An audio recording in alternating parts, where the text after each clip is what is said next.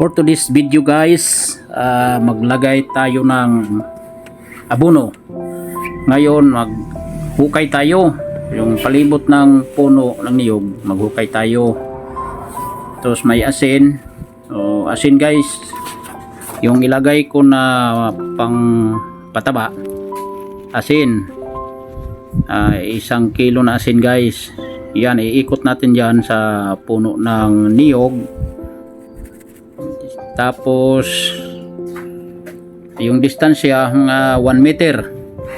Yan, ibuhos lang natin yung asin, paikot dyan sa punuan ng niyog.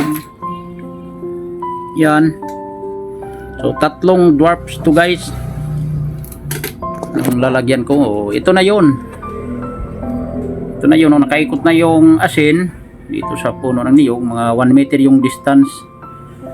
Pagkatapos tabunan na naman natin.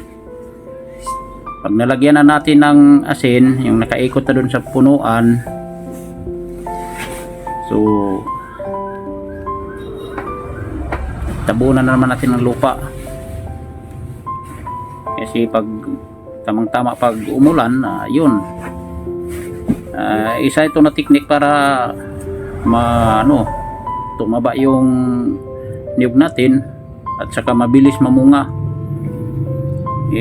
Ito guys, dwarf coconut. So pinakamatagal na tong 5 years sigurado makakuha na tayo ng buko.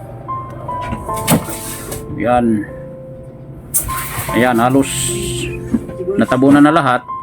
So ito na yun, finished product guys.